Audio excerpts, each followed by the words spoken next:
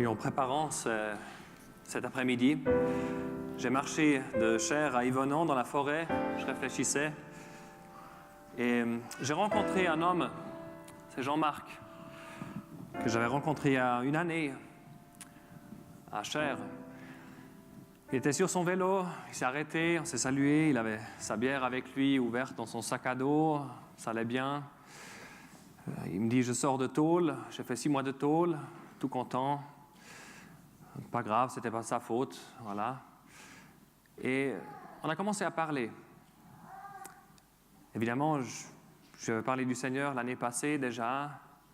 Il avait un vécu très dur, il avait une vie très très difficile. Et je lui ai rappelé ce que je lui avais dit, et il se rappelait très très bien. On a continué à parler, pour lui ça ne l'avait toujours pas touché. Et tout d'un coup il me dit, oui, la mort, oui. Aujourd'hui, j'ai ouvert le journal et 2 de mes amis sont morts. Alors on a parlé un peu de ce que voient ses amis maintenant. Et je lui ai dit, il aime beaucoup la nature, il est beaucoup dans la forêt, etc. Et je lui ai dit, vous savez les taupes, on n'a pas encore trouvé une taupe vivante avec les yeux ouverts. Mais on n'a non plus jamais vu une taupe morte avec les yeux fermés. Parce que les taupes, quand ils meurent, ils ouvrent les yeux. Et je lui ai dit, je crois que c'est un peu comme ça aussi pour vos amis. Ils sont décédés. Et maintenant, ils ont les yeux ouverts. Maintenant, ils voient les choses telles qu'elles sont réellement. Et je lui dis, je vous souhaite tellement que vous ouvrez les yeux avant que ce soit trop tard, avant que ce soit quelqu'un d'autre qui vous les ouvre. Mais après, j'ai continué mon chemin et très rapidement, j'ai réfléchi, je me suis dit, mais moi, je suis aussi un peu comme une taupe parfois. Alors que nous, on a les yeux ouverts. Nous, on connaît la réalité spirituelle. Nous, on sait ce qui vient après la mort.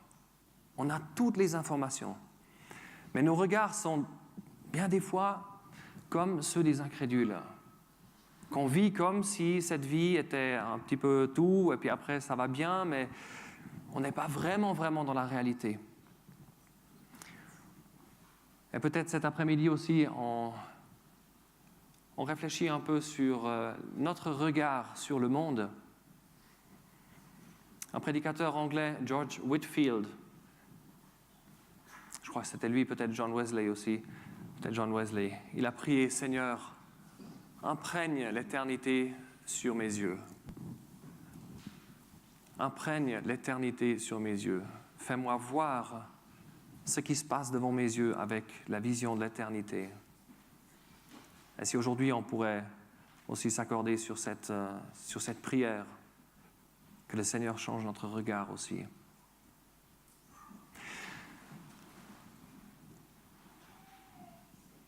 Si nous pensons à notre regard, nous pouvons regarder à ce que le Seigneur a vu avec ses yeux dans ce monde.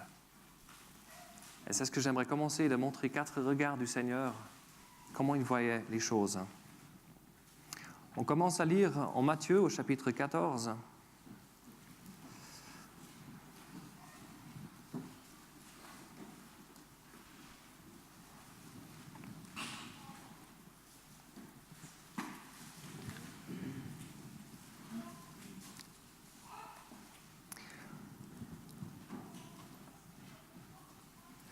Matthieu 14, verset 13. Et Jésus, l'ayant entendu, se retira de là dans une nacelle en un lieu désert, à l'écart. Et les foules, l'ayant appris, le suivirent à pied de différentes villes. Et étant sorti, il vit une grande foule, et il fut ému de compassion envers eux, et il guérit leurs infirmes. Nous allons revoir 3 choses. Il y a un regard, et ça produit une émotion dans le cœur de notre Seigneur et ça l'amène à une action. Le Seigneur, il voit la grande foule. Il est ému de compassion. Et ensuite, qu'est-ce qu'il fait? Il passe à l'action. Il guérit leurs infirmes. Et ensuite, il leur donne à manger et nous savons qu'il les enseigne. Et la question que nous posons là-dessus, c'est quel est notre regard sur les foules quand nous les voyons? Est-ce que cela touche nos cœurs?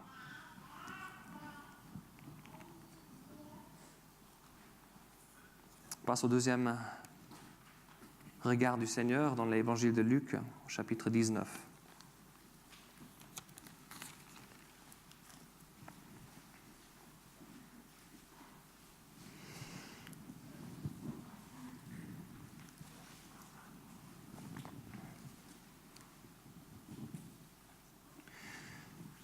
Le Seigneur arrive à Jérusalem pour une des dernières fois dans sa vie. Et d'un côté, il y a ceux qui l'accueillent. Et de l'autre côté, il y a ces cœurs endurcis que le Seigneur seul voit. Et verset 41, Luc 19, verset 41. « Et quand il fut proche, voyant la ville, il pleura sur elle, disant, « Si tu eusses connu, toi aussi, à moins en cette tienne journée, les choses qui appartiennent à ta paix. Mais maintenant elles sont cachées devant tes yeux, car des jours viendront sur toi, où tes ennemis t'entoureront de tranchées, et t'environneront et te serreront de tous côtés, et te renverseront par terre, toi et tes enfants au-dedans de toi.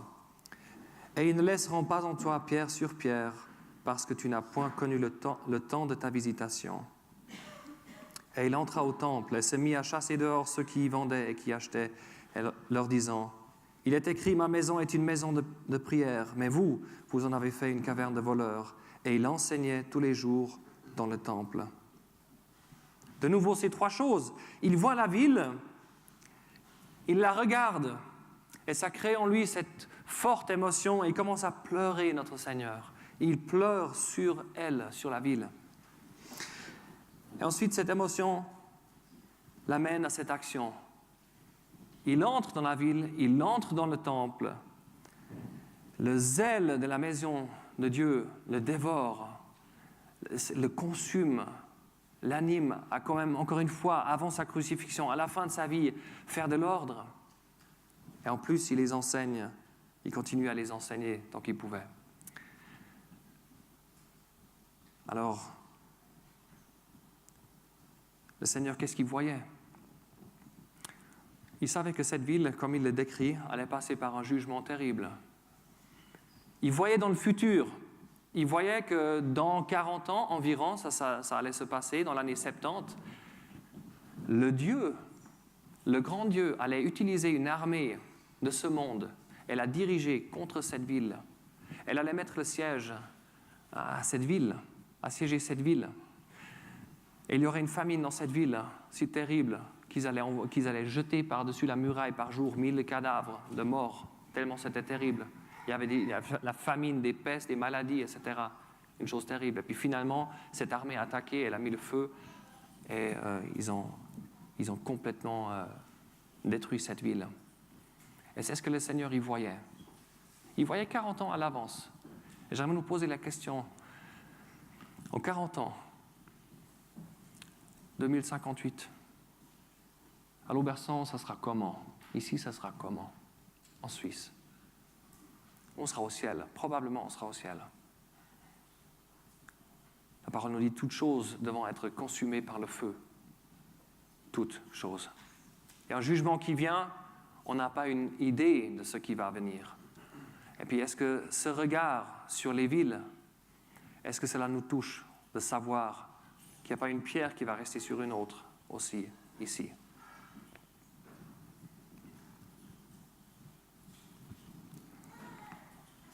Passons à Marc, chapitre 10.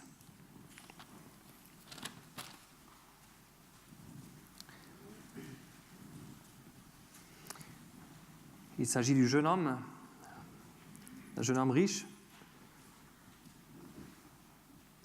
qui vient à lui et lui pose la question « Bon maître, que ferai-je afin que j'hérite de la vie éternelle ?» Et le Seigneur entre en discours avec lui, entre en dialogue avec lui.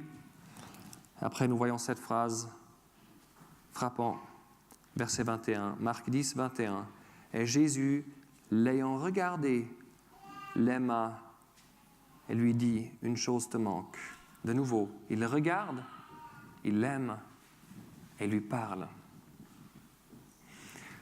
Est-ce que tu vois les gens qui sont assis dans le tram, qui sont assis dans le train en face de toi? Est-ce que tu vois ce qui s'est passé le matin, la soirée d'avant? Est-ce que tu vois dans les regards? Est-ce qu'on veut voir ça? Est-ce qu'on veut regarder les gens d'un regard d'amour qui voient, peut-être je peux m'ouvrir à lui, peut-être je pourrais lui parler? Est-ce qu'on a ce regard sur les gens?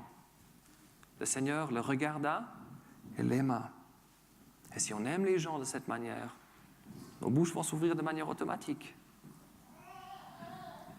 Alors la question c'est, est-ce que nos yeux, notre vision spirituelle, est-ce que nous avons un problème? Est-ce qu'il faut que quelque chose change? Luc chapitre 10.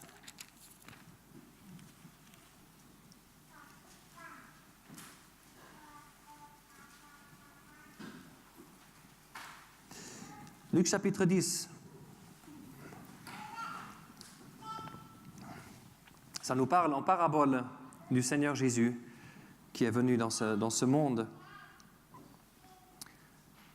comme cet homme qui était en chemin et tout d'un coup, il voit devant lui quelque chose couché le long du chemin. Verset 33.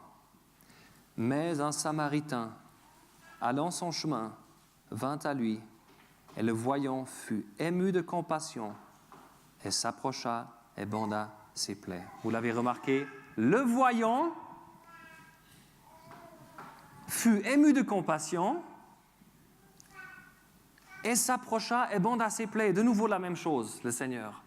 Le Seigneur, il savait exactement qu'il était couché, il savait exactement l'état, mais il nous a dit, ici, ce bon Samaritain qui nous parle du Seigneur, il l'a regardé, et le voyant, il y a quelque chose qui s'est passé. Est-ce qu'on voit les gens autour de nous, les gens couchés le long du chemin?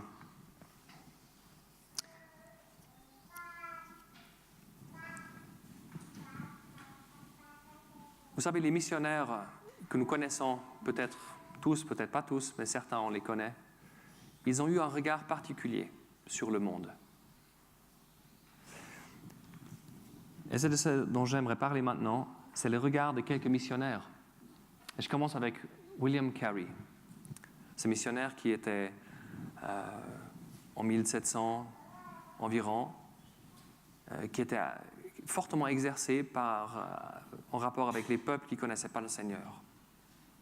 Et à l'époque, dans son église où il habitait, en Angleterre, ce n'était pas une question.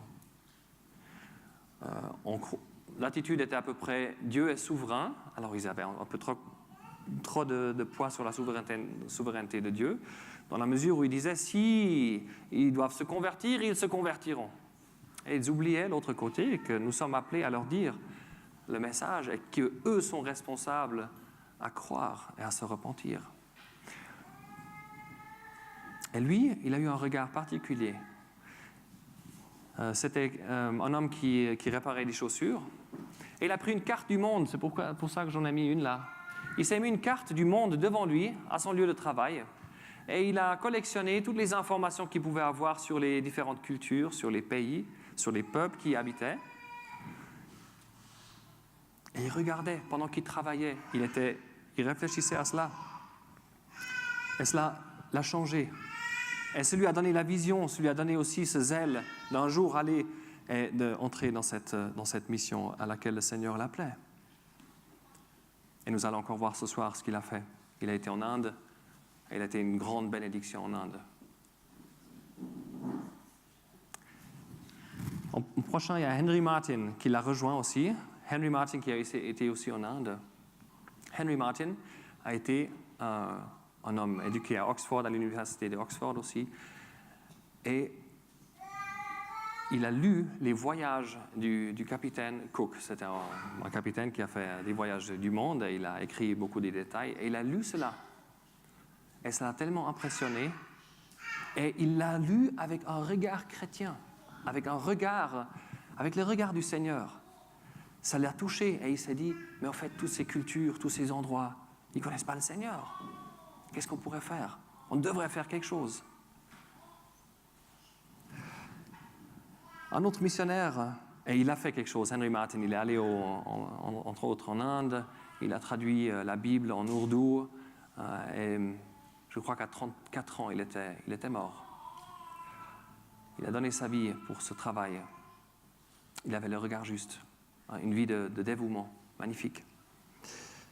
Un autre missionnaire qui s'appelle Jonathan Goforth, du Canada avec sa femme Rosalind.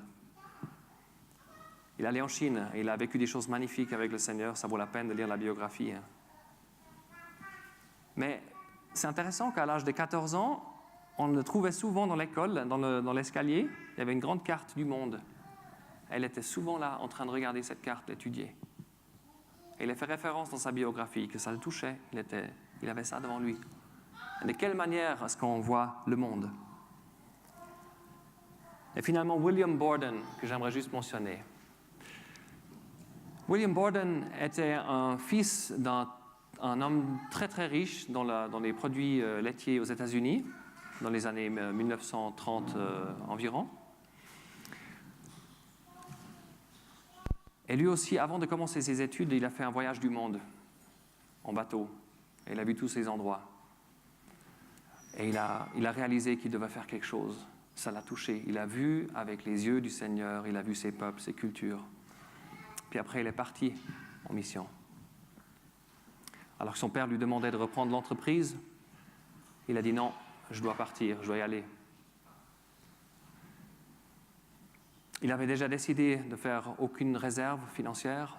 Il avait écrit dans sa Bible, aucune réserve. Et puis quand la demande venait, alors tu ne veux pas reprendre l'entreprise du père? Il disait non, j'ai cet appel d'aller en Chine. Et quand il était prêt à aller sur ce bateau et de partir, son père est tombé malade et il était mourant. Et la famille est venue et lui dit, mais quand même, tu dois quand même voir tes responsabilités maintenant. Regarde, ton père est mourant, tu n'aimes pas ton père? Il a dit, oui, j'aime mon père beaucoup, mais j'aime Christ plus. Et il a écrit dans sa Bible, pas de retraite, je vais pas en arrière, je ne me retire pas. Et il est parti en bateau, parce qu'il avait le regard sur ce qui comptait. Il est arrivé au Caire, il a voulu apprendre l'arabe pour pouvoir aussi étudier le Coran, parce qu'il voulait travailler parmi les musulmans en Chine.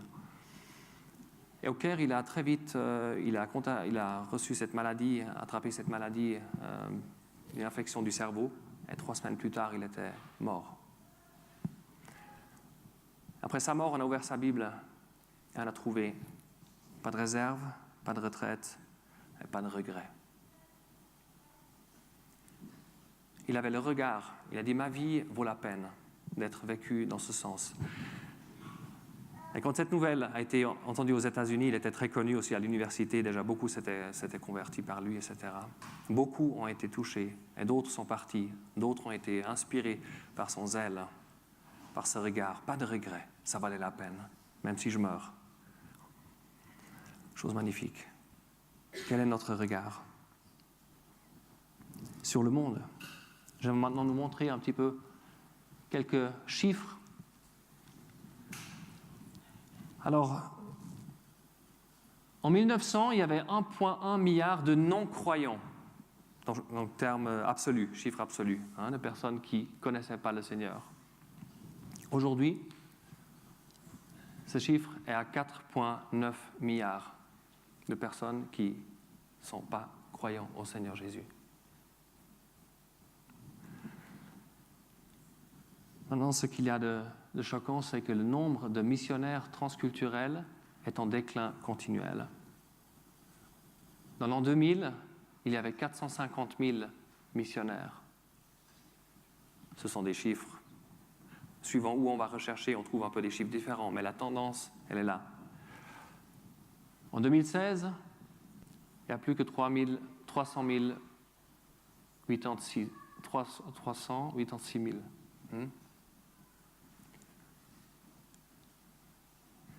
Moi, j'aimerais vous dire, en Inde, ça fait 5 ans qu'on est en Inde, mais je peux compter, je pense, sur une main les missionnaires que j'ai rencontrés là-bas. À l'aéroport, à certains endroits, on rencontre les gens de l'Occident, ceux qui font des commerces, etc., mais il n'y a pas grand monde. Et on voit des stations de mission qui datent de 100 ans en arrière, délabrées complètement, des énormes propriétés avec une chapelle, des maisons pour habiter, etc., des écoles, mais délaissées. À l'époque, il y avait des centaines de missionnaires qui travaillaient là. Et aujourd'hui, il n'y en a plus beaucoup. En tout cas, c'est le ressenti. Pour l'Inde, on ne peut pas vraiment savoir parce qu'ils ne se déclarent pas missionnaires vraiment, alors on ne sait pas vraiment. Je n'arriverai pas à trouver des chiffres exacts. Mais en tout cas, on peut croire qu'il y a un déclin du nombre de missionnaires transculturels. Et aujourd'hui, 81% des musulmans, des hindous et bouddhistes n'ont encore jamais rencontré un chrétien.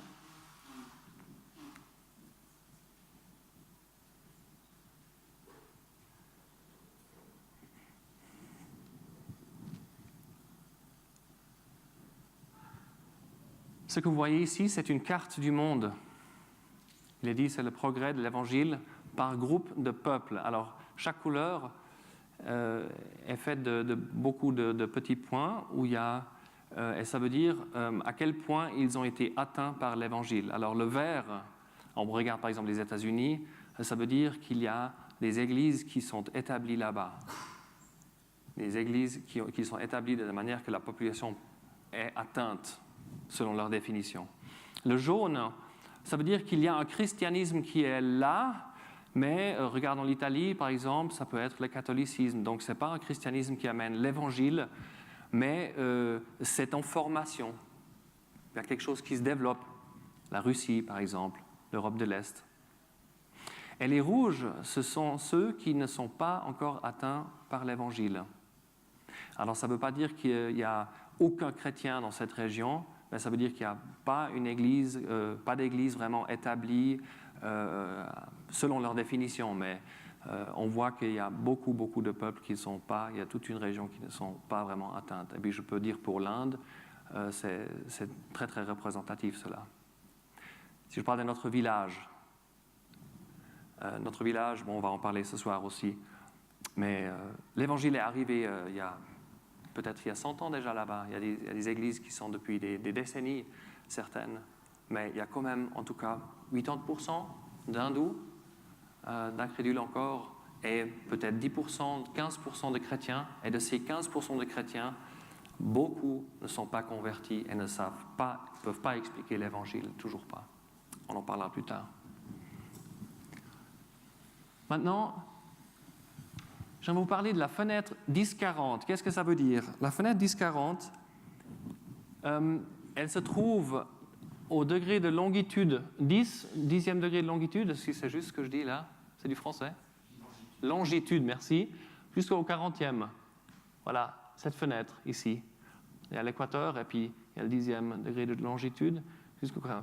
Et cette fenêtre va nous intéresser maintenant.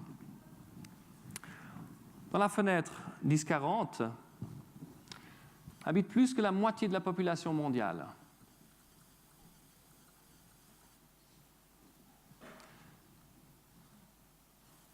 « 80% des plus pauvres habitent dans la fenêtre 10-40. Les plus pauvres, ce sont ceux qui vivent avec moins de $2 par jour.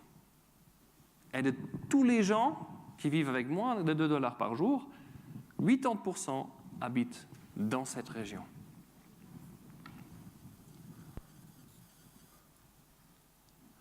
La plupart des 62 pays dans cette fenêtre sont fermés aux missionnaires occidentaux. Vous déclarez vouloir être missionnaire au Pakistan, ça ne va pas bien se passer. Et pour bien d'autres endroits. Donc il y a une emprise sur cette région de la part de l'ennemi très importante. Au monde, il y a 16 600 peuples. C'est-à-dire un peuple, c'est un groupe de personnes qui peut avoir 5 000 personnes, ou 20 000 personnes, ou 500 000, ou comme les Allemands, 80 000, qui parlent une langue, qui ont une culture. Ça, c'est un peuple. Et au monde, il y a 16 600 peuples environ, dont 6 700 groupes non atteints. Et c'est ce que vous voyez en rouge. Ce sont des groupes qui sont non atteints. 5 sur 6 groupes non atteints se trouvent dans la fenêtre 10-40.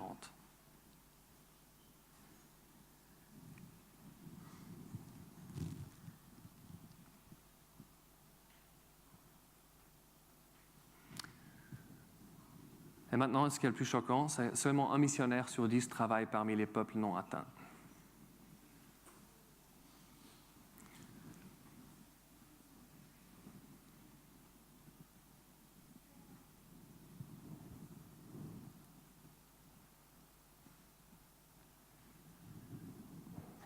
Un autre point que j'aimerais mentionner, c'est l'inégalité de la distribution des richesses spirituelles. J'avais les chiffres des États-Unis, mais on peut mettre la Suisse et puis ça ne va pas être très, très différent.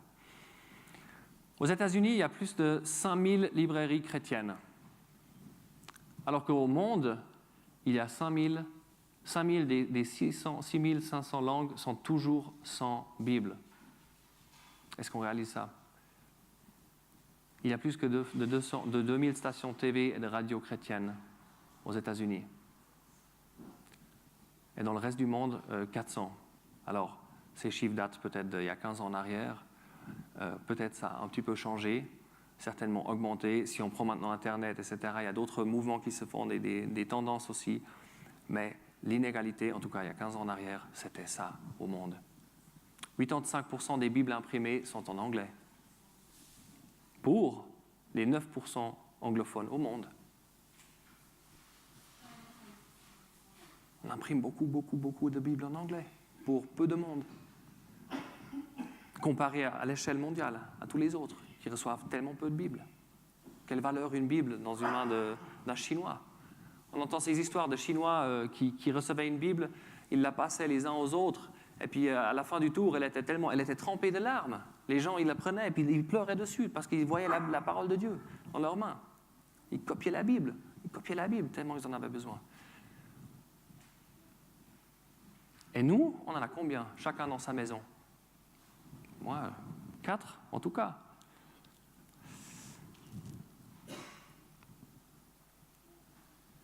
Aux États-Unis, il y a environ 400 000 groupes ou églises avec un pasteur à plein temps pour environ 500 croyants. Alors que pour l'Est du monde, il y a un missionnaire pour environ 500 000 personnes qui n'ont jamais entendu le nom de Jésus.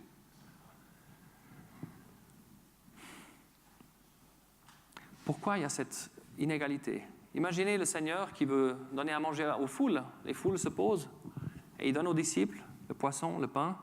Et les disciples, ils vont au premier rang, ils disent voilà, tiens pour toi. Ils reviennent, ils prennent du pain, du poisson, et ils vont où? Ils vont, t'as encore faim, vas-y, encore une fois. Alors encore une fois, hop. Et ils repartent, et ils prennent encore du pain, du poisson. T'as encore faim? Encore une fois, le premier rang là. Puis les autres, nous aussi. Ça serait normal. Non, ça serait profondément anormal. Mais en fait, c'est un peu ce qui s'est passé. C'est qu'on est dans la situation où on a énormément de richesses, énormément de choses. Nous baignons vraiment dans les richesses spirituelles. Et au reste du monde a faim. Il y a quelqu'un qui a grandi dans une famille chrétienne en Suisse, qui a 18 ans, qui fait l'école du dimanche. Il a beaucoup à donner aux gens que je connais en Inde. Beaucoup à donner. Il serait ravi de t'écouter chaque soir de la semaine, à simplement donner ce que tu as. Le fait que le Seigneur Jésus, dans les 4 évangiles, est montré sous 4 différents aspects, des choses qu'on entend tout le temps. Pour quelqu'un qui est actif dans l'œuvre du Seigneur, qui a 40 ans, c'est merveilleux d'entendre ça, magnifique, jamais entendu ça, quelqu'un qui lit la Bible. On a tellement de choses à donner. Est-ce qu'on les garde pour nous? nos commentaires bibliques. C'est bien de sonder les Écritures, c'est bien. Mais après, il faut donner aussi. C'est ça la question. Si on voit ces chiffres, quel regard avons-nous sur ces chiffres? Encore juste vous montrer cela. Alors là, il faut maintenant bien regarder. Les deux cartes se ressemblent. La première, c'est 1960. La présence d'évangéliques, c'est-à-dire de tout groupe ecclésiastique qui maintient l'enseignement d'un vrai évangile. On va dire ça comme ça. Un vrai évangile prêché. 1960, la carte est comme ça. Maintenant, l'épaisseur ici va nous montrer quelle est la présence. Donc, relativement épais en Australie, je ne sais pas si vous arrivez à voir. Aux États-Unis aussi assez épais, un peu en Amérique du Sud, au Chili apparemment plus. En Afrique, dans certains pays, il y avait déjà pas mal. Et puis, bien sûr, en Europe, Angleterre, assez épais, etc. Rien en Russie, en Inde. Maintenant, regardez. Ça, c'est 2010.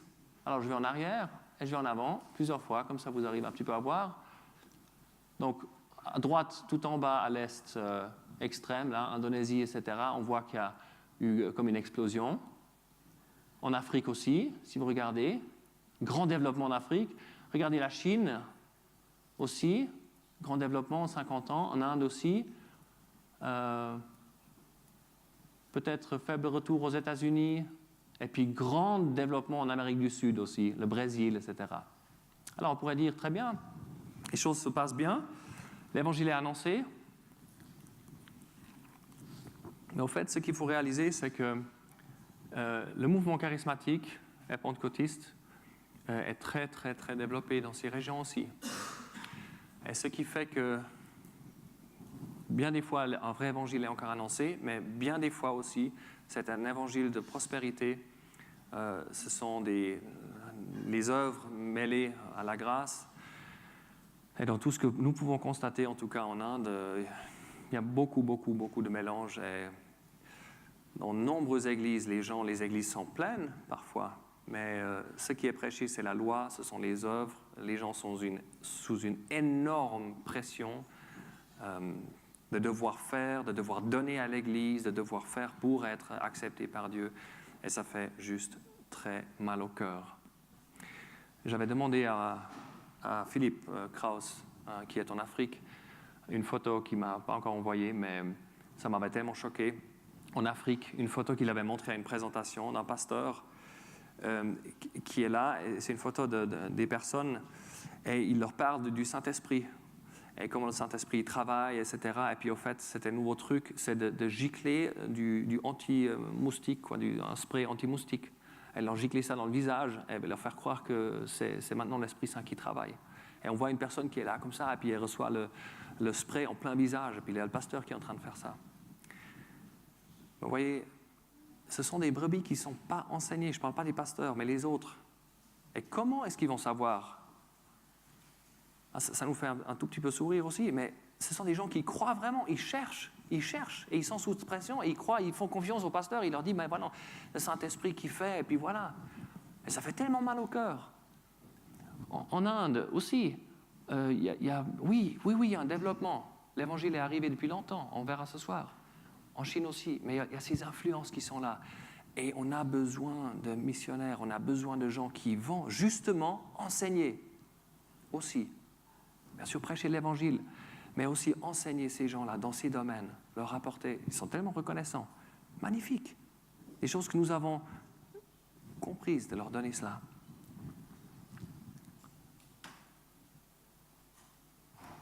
Voilà, j'avais une vidéo, mais je vais la passer maintenant. Quel est ton regard ? Quel est ton regard ? J'aimerais lire en Jean, chapitre 4.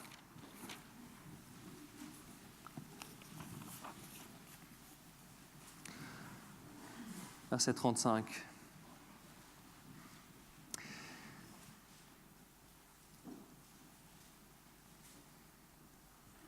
Ne dites-vous pas, vous, il y a encore 4 mois et la moisson vient ? Voici, je vous dis, levez vos yeux et regardez les campagnes, car elles sont déjà blanches pour la moisson. La question qu'on doit se poser est que le Seigneur il veut qu'on regarde les campagnes, c'est-à-dire qu'on regarde les besoins qui sont là. On a déjà commencé un petit peu à regarder les cartes du monde. Si on voit qu'il y a un besoin, tout d'un coup, on va se dire, mais comment est-ce qu'on pourrait répondre à ce besoin? Mais quand on ne voit pas le besoin, on n'a pas besoin de moyens.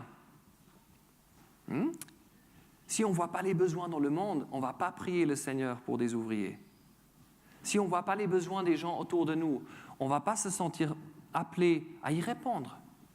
Alors le Seigneur nous dit, levez vos yeux et regardez les campagnes. Regardez autour de vous. Regardez ce qui se passe dans vos vies autour de vous. Alors, quel est notre regard sur le royaume de Dieu, de manière générale? Sur ce qui se passe autour de nous. Quel est le royaume? Quel est notre regard sur le royaume de Dieu? Est-ce que nous sommes dans la vision, et je sais que nombre d'entre vous travaillent dans l'Évangile et sont de tout cœur impliqués dans cette expansion de cet Évangile et de ce royaume. Mais de manière générale aussi, quelle est notre attitude? Est-ce qu'on est fondamentalement assez satisfait avec le statu quo, avec comment les choses sont? Ou bien est-ce qu'on se dit, mais il faudrait absolument avancer, il faut absolument prendre du terrain, on doit vraiment faire quelque chose? Est-ce que ce sont des choses qui nous exercent encore? Le frère Spurgeon, une fois, il regardait par la fenêtre, il avait un frère avec lui, et il a demandé à ce frère, regarde par la fenêtre, et dis-moi ce que tu vois. Et cet homme est allé à la fenêtre, il a dit, je vois des hommes qui marchent là sur la rue, dans un sens, dans un autre. Et Spurgeon lui a dit, regarde encore une fois, qu'est-ce que tu vois? Elle dit, mais ils marchent sur la rue là, à gauche, à droite, je les vois. Il dit, moi je vois autre chose, je vois les gens qui sont en train d'aller vers l'éternité. Et c'est ce qui me pousse à servir le Seigneur, à les atteindre. Il avait aussi ce regard.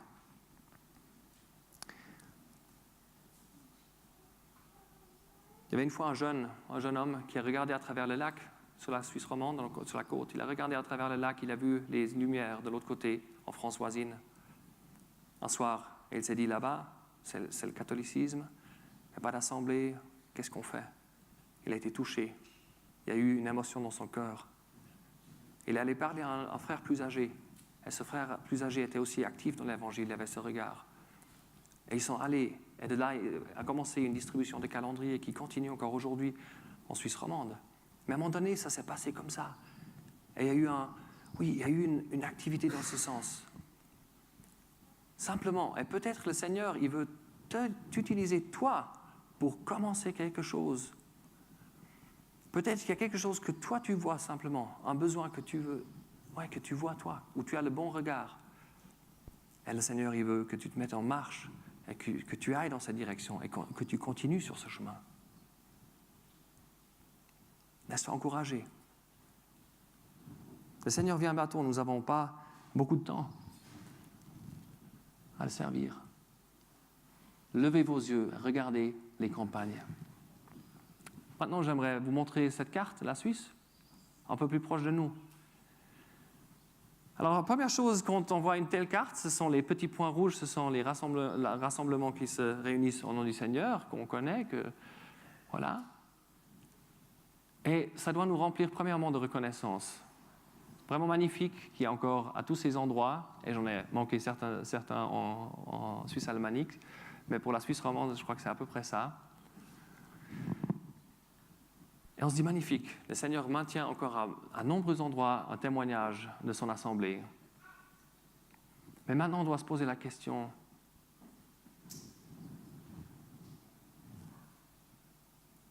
dans cette région-là, il se passe quoi?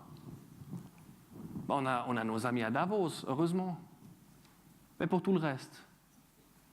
Et puis le Valais, qu'est-ce qui se passe au Valais? C'est une région profondément catholique. Alors il y a un tiers de la Suisse, peut-être la population pas exactement, il y a peut-être un peu moins, il y a des parcs nationaux, etc. Mais un tiers de la Suisse où il n'y a pas d'assemblée. Et qu'est-ce que ça nous fait? Est-ce que ça nous fait ni chaud ni froid? Ou bien est-ce qu'on se dit, mais c'est quand même pas possible?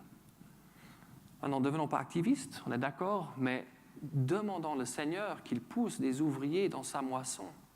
Si nous réalisons qu'il y a une moisson là, que c'est un endroit aussi où le royaume de Dieu doit s'étendre, et je ne dis pas qu'il n'y en a pas d'autres qui travaillent, il y a certainement des missionnaires, on en connaît au Valais aussi qui font un très très bon travail, mais il n'y a pas d'assemblée avec lesquelles on est en communion. Est-ce que ça ne nous touche pas? Est-ce qu'il n'y a pas quelque chose qu'on devrait faire dans ce domaine?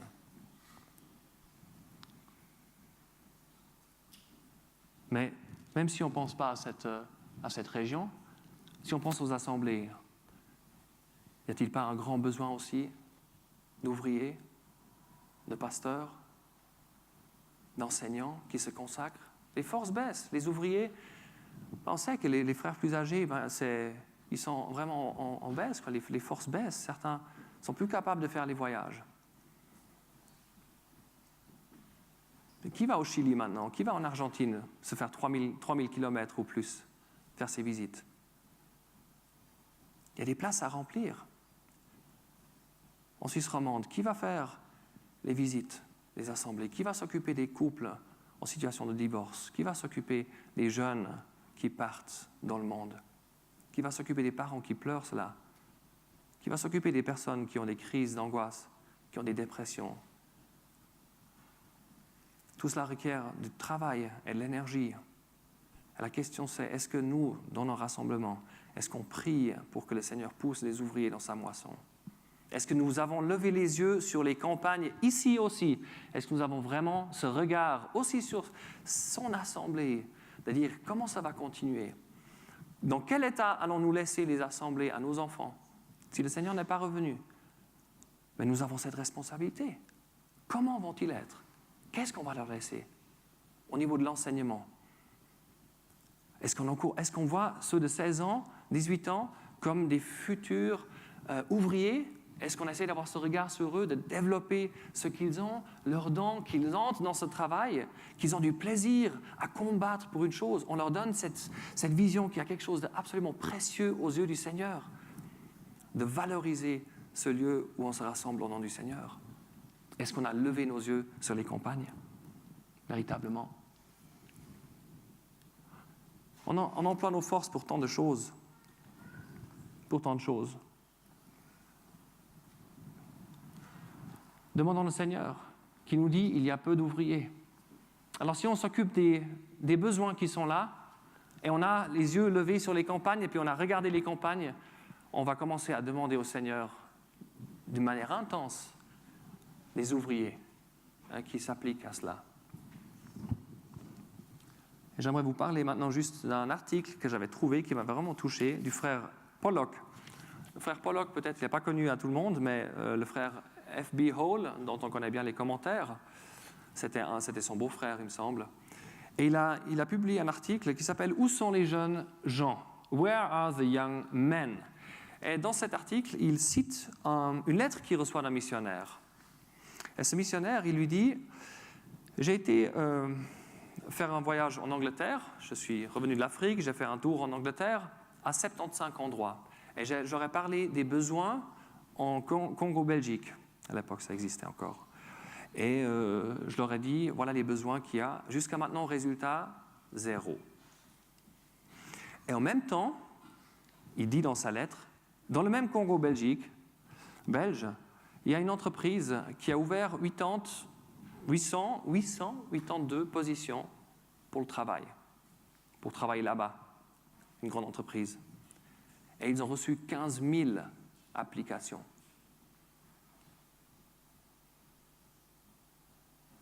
Les gens sont prêts à faire n'importe quoi pour l'argent. Ils sont prêts vraiment à ruiner leur santé, aller dans des endroits dangereux, à faire des choses impressionnantes. Et lui, il dit, mais comment ça se fait? Quelle est cette situation?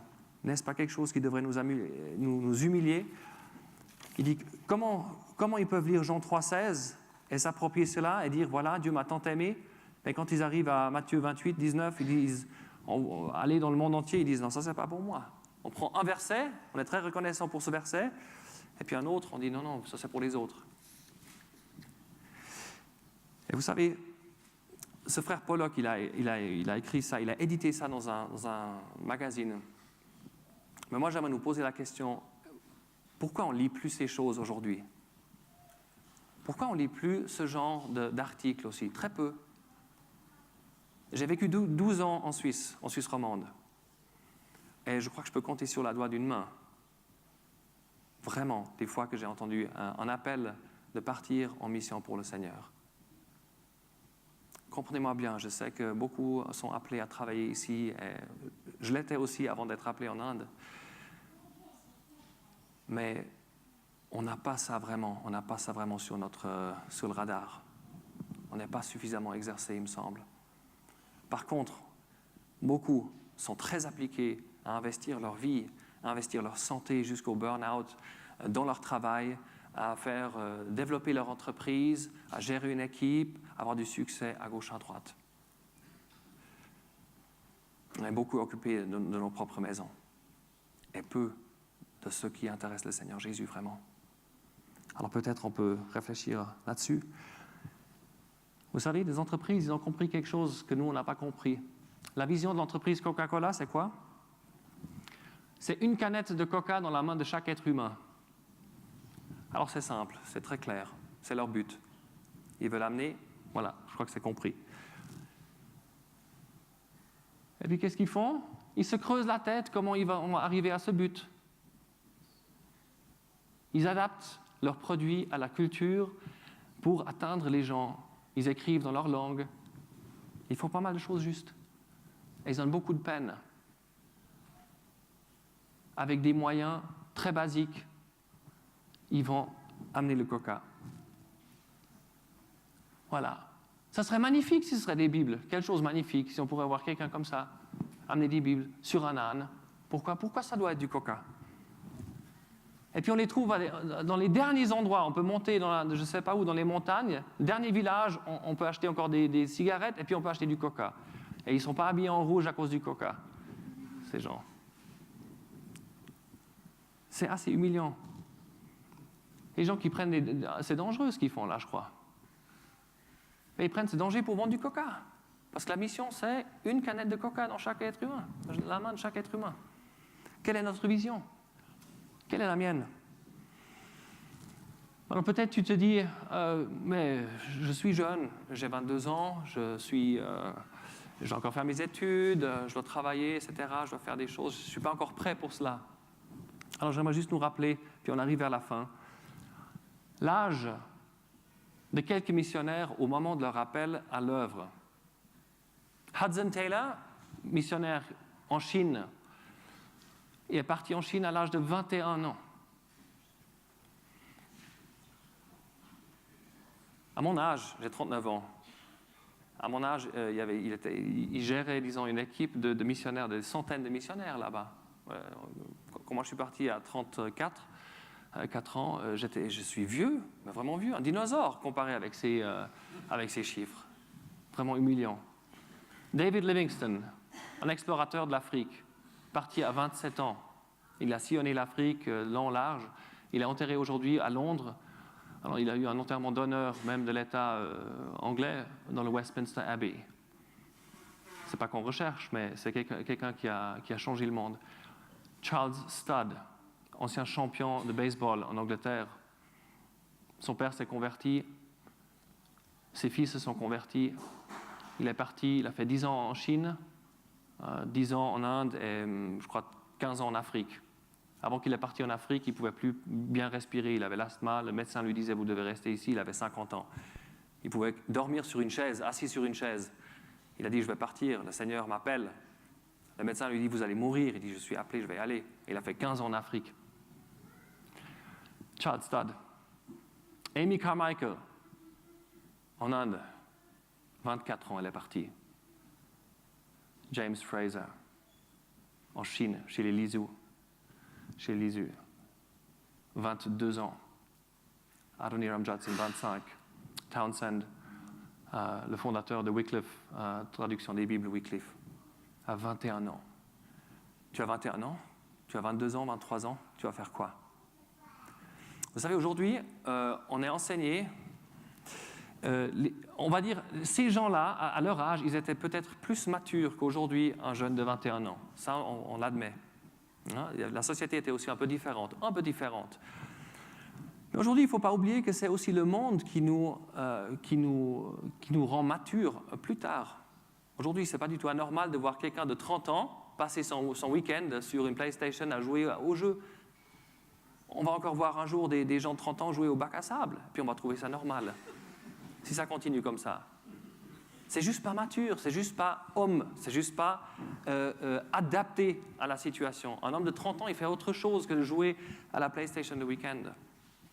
Mais dans le monde, c'est parfaitement normal. Et nous, comme chrétiens, nous devons repenser, de dire, mes forces de 21 ans, je les ai une fois.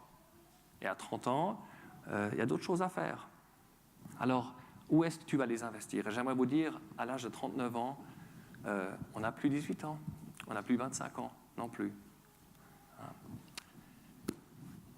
Plus proche de nous, les missionnaires qui sont partis, qu'on connaissait, certains connaissaient bien, Helen Voorhofer depuis l'Hollande, 25 ans. Alden Pöhner depuis l'Amérique, voilà encore un autre dinosaure, 36 ans, relativement tard. Mais il a servi le Seigneur de manière magnifique. Il a vécu des choses merveilleuses avec le Seigneur. Bon, quelqu'un que j'aime beaucoup. Heinrich Ruck, je n'ai pas connu, les trois qui viennent, 23, 25 ans, Gustav Koll en Chine, Christopher Willis du Canada, 33 ans, Cor Bruns, qui a écrit ce livre qui a été édité il n'y a pas longtemps à EBLC, L'harmonie des évangiles. Il était au Liban, d'abord en Égypte, après en Liban. Il est parti à 25 ans. Alors aujourd'hui, notre regard sur notre âge, c'est un petit peu, à 35 ans, on est un jeune. Hein? À 40 ans, on est encore un jeune. Mais d'où est-ce qu'on a ce regard? D'où est-ce qu'on a ce regard? Est-ce que c'est peut-être pas que le Seigneur appelle beaucoup plus tôt, qui commence peut-être à travailler dans ton cœur maintenant, que tu as 18 ans, que tu as 20 ans? Helen Voorhofer, à 18 ans ou 19 ans, elle était claire sur son appel. Elle a dit à son père lui a dit non, tu attends, tu vas encore attendre. Elle a attendu 5 ans, le père l'a aidée. Elle a appris plein de choses dans ces 5 ans, mais l'appel était clair, mission. Et puis 25 ans, départ. Je termine avec 2 Rois, chapitre 9, 7.